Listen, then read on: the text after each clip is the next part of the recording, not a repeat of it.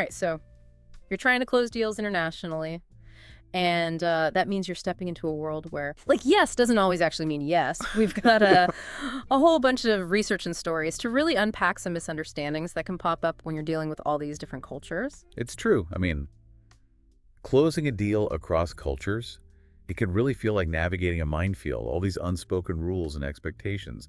Missteps can cost you, not just the deal itself, but you can also really damage those potential relationships. So let's dive right in. I read this story about a Silicon Valley startup. They were so excited about landing a partnership in Seoul, and they thought they had it. When they heard yes from this Korean company, they popped the champagne, only to find out they completely misread the entire situation. What happened? Well, in lots of Asian cultures, politeness is super important. And saying no directly, it could be considered rude. So that, yes, it was probably more of a consideration marker, a way of saying, like, we're listening, or we'll think about it, rather than a real commitment. So they mistook a polite acknowledgement for an actual green light, and they celebrated way too early. That's got to be awkward. Yeah, it is. And it's a common pitfall. For people who aren't familiar with those subtle nuances of Korean business etiquette, they really value indirect communication, reading between the lines, and building relationships slowly. Okay, so let's say you're in Tokyo instead of Seoul. You've got your pitch deck, your energy's high, and you're ready for that, fast-paced New York-style negotiation. How's that going to go down in Japan? Yeah, probably not well. Japanese business culture is really different. They value consensus building, formality, and a much slower, more deliberate approach. Rushing things or coming on too strong can be seen as disrespectful and can easily sabotage the whole deal. So even just the pacing can be a deal breaker in some cultures. Oh, absolutely. It's all about understanding those unspoken rules of engagement.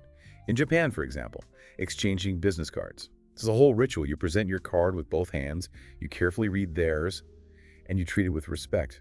It's a subtle but important way of showing that you value the relationship. I never thought about business cards as being so significant. So you're telling me how you handle a piece of paper can impact a multi-million-dollar deal? It can.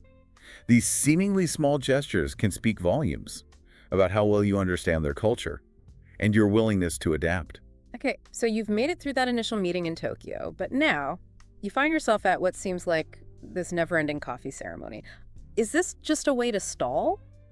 Or is something else going on here? It's definitely not a stalling tactic in many Middle Eastern cultures, like Dubai. Hospitality is everything, and the coffee ceremony. It's a central part of building those relationships. It's a time to connect personally, to build trust, and really establish a foundation for a solid business partnership. Interesting. So it's not just about chugging down caffeine, it's a cultural ritual with a deeper meaning. Exactly.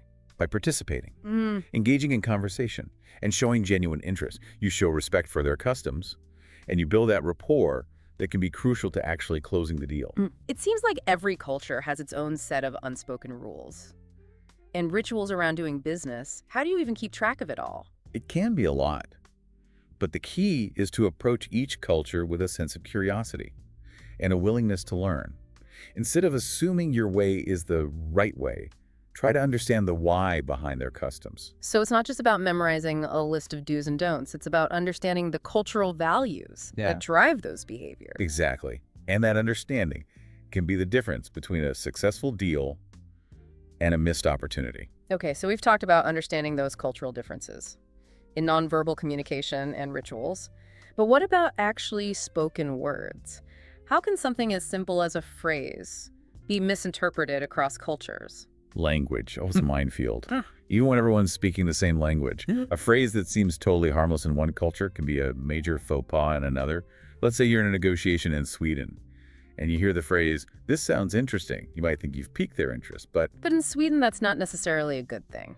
right, not always. In Swedish business culture, that phrase is often a polite way of saying, "We're not convinced." It's a consideration marker, signaling that they need more information or have some reservations. Wow.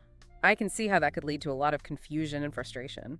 It happens all the time, and it shows how important it is to not just learn the language, but to understand the cultural context, where it's spoken. This reminds me of a story about a colleague who was working on a deal in Sweden. She heard that "this sounds interesting" phrase and thought they were about to sign. Her whole team back home started celebrating, but then crickets. The deal fell apart because they totally misjudged the level of commitment. That's a classic example of mistaking a consideration marker for a commitment marker. It's so important to understand that what might seem like a positive signal in one culture can be a subtle way of expressing doubt or hesitation in another. So how do you avoid these miscommunications? It feels like you need a degree in cultural anthropology just to navigate a business meeting. You don't have to become an expert on every culture, but you do need to be mindful and pay attention to those subtle cues. One helpful tip is to listen closely to the language they use, especially phrases that signal agreement or disagreement. Okay, so instead of assuming you know what they mean, pay close attention to the words they choose. Exactly. And don't be afraid to ask clarifying questions. Something like, can you help me understand what you mean by that? It can go a long way. So active listening and clear communication are key, even when you think you're speaking the same language. Absolutely. And it's not just about the words, it's the tone, body language, the whole context. For instance, in some cultures, silence is a sign of respect and careful consideration. Right, so not talking can actually be a good thing in some cultures. Absolutely. In Japan, for example, Mm. a pause after you've presented a proposal can mean they're taking your offer seriously and thinking it through. So holding back and letting the silence just hang there might be the best strategy in some cases. Exactly. It's about adapting your communication style to fit the cultural context.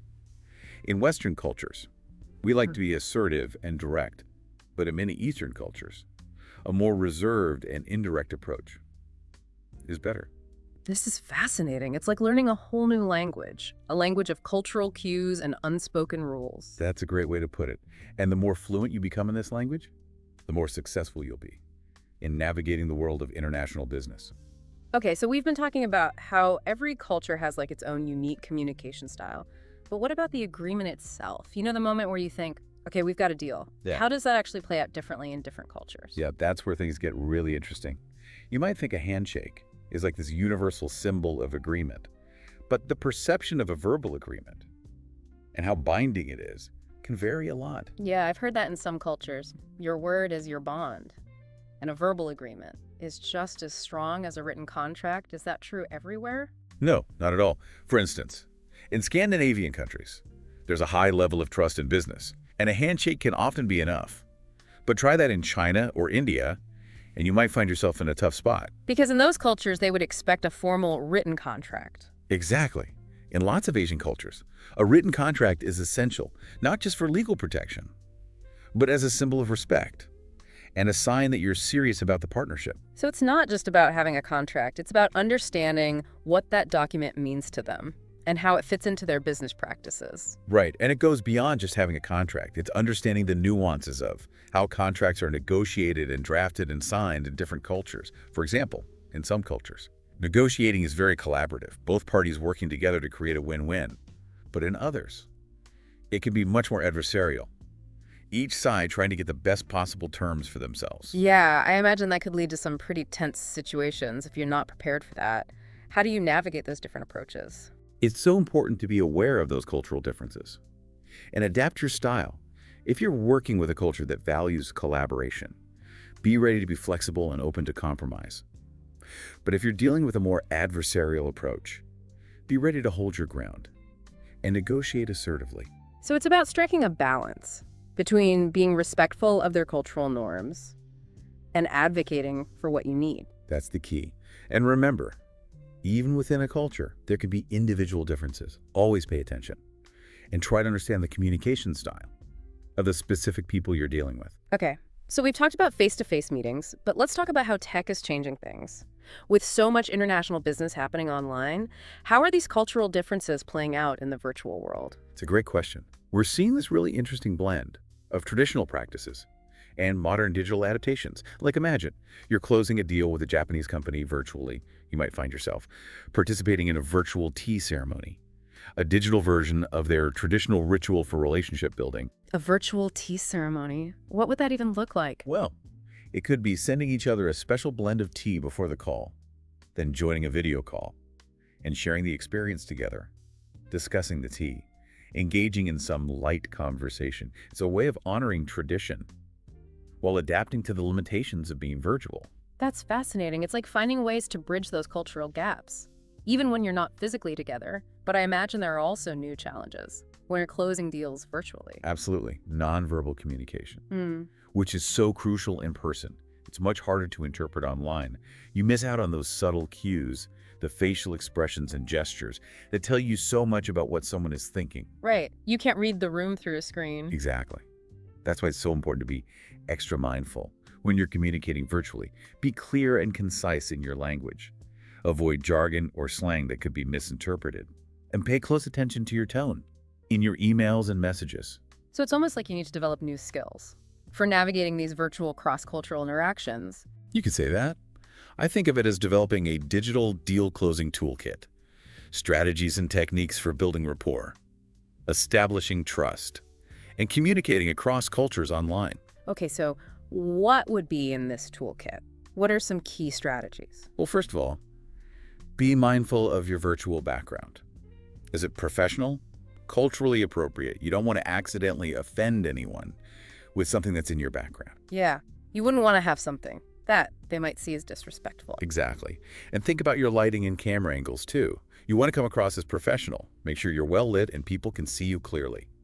It's about making a good first impression, even if it's just through a screen. So it's like setting the virtual stage, making sure the environment is right for the conversation. What else is in the toolkit? Being aware of time zone differences is crucial. Respecting their working hours and scheduling meetings at times that work for everyone shows you value their time Yeah. and their cultural norms. Right. You wouldn't want to schedule a meeting at 2 a.m. their time, just because it's good for you. Exactly. And pay attention to how they communicate. Are they formal or informal? In their emails and messages, do they prefer video calls or phone calls? Mirroring their style can really help you build that connection and make them feel more comfortable. So it's about observing their preferences and adapting your approach, even online. Right. It's about finding that balance Yeah. between being genuine and respecting their cultural norms. Let's get specific.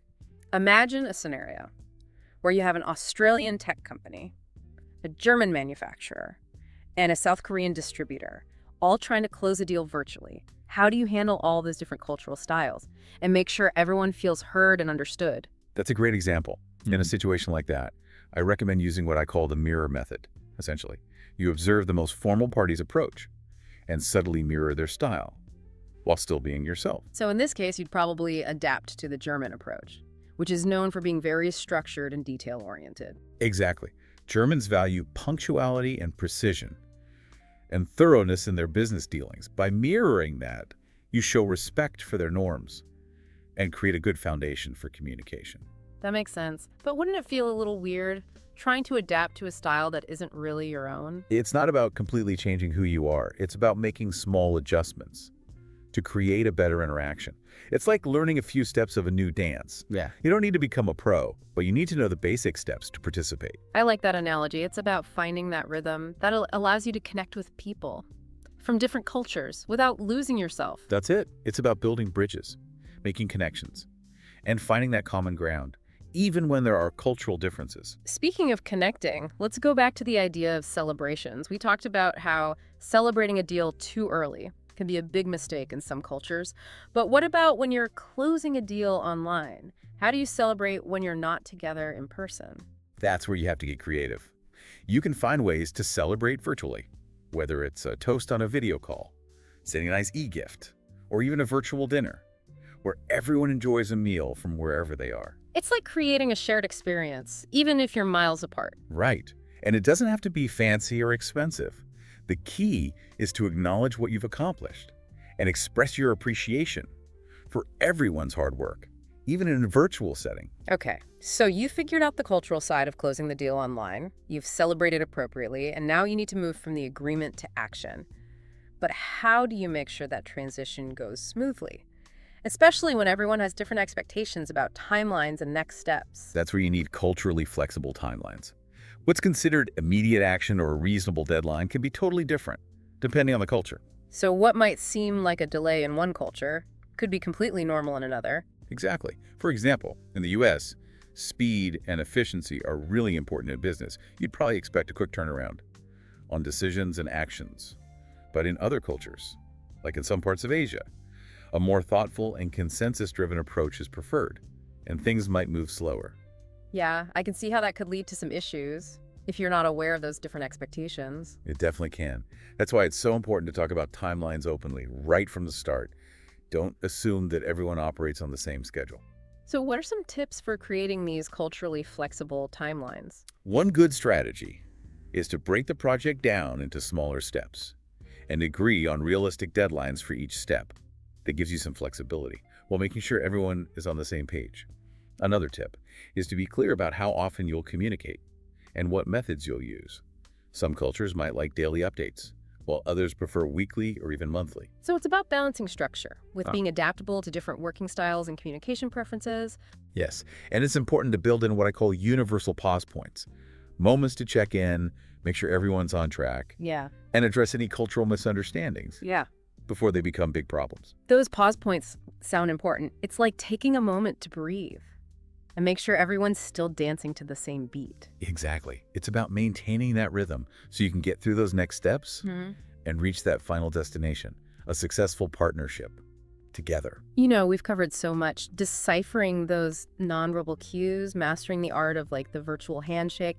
But I want to touch on something that feels really central to all of this, the human element. It is fascinating how even with all these cultural differences and all this new technology, the heart of deal making, it still comes down to trust and a genuine human connection. So it's not just about contracts and negotiations, it's about really seeing the people behind the deal. Exactly. Recognizing that on the other side of the table, or in the other end of that video call, are individuals with their own values, their own perspectives, and their own goals. It feels like this is bigger than just closing the deal. This is about building relationships that can last. You got it. That's where the magic happens. When you move beyond just a transaction and connect on a human level. But how do you do that? Especially in a world that's so virtual and everyone's always in a rush. It starts with being present, really listening, Yeah. showing genuine interest in the people you're talking to, asking questions, sharing stories, finding those common threads that connect us all, even when it seems like there are tons of differences. Like you're weaving a tapestry, bringing all those individual threads together. Yeah, and recognizing that every interaction, every deal is a chance to learn and grow, to expand your understanding of the world. I'm seeing international deal making differently now. It's not just about business, it's about cultural exchange, personal growth, like global citizenship almost. I couldn't have put it better myself. Right. We're all connected. And what we do affects other people. By trying to understand each other and working together, we help create a better future for everyone. If someone listening takes away just one thing, what should it be? Think of every international deal, not just as a transaction, but as an adventure. Embrace the cultural differences, learn from them, and remember, the real prize isn't just closing the deal, it's the relationships you build along the way. That's a great point. It gets to the core of what we try to do here on the deep dive. Giving you the knowledge, sparking your curiosity, and hopefully inspiring you to make a difference. And with that, I'll leave you with this. I think the future of international deal-making is in what I call adaptive agreement protocols, blending the traditional with the modern, honoring cultural differences, while using technology to our advantage.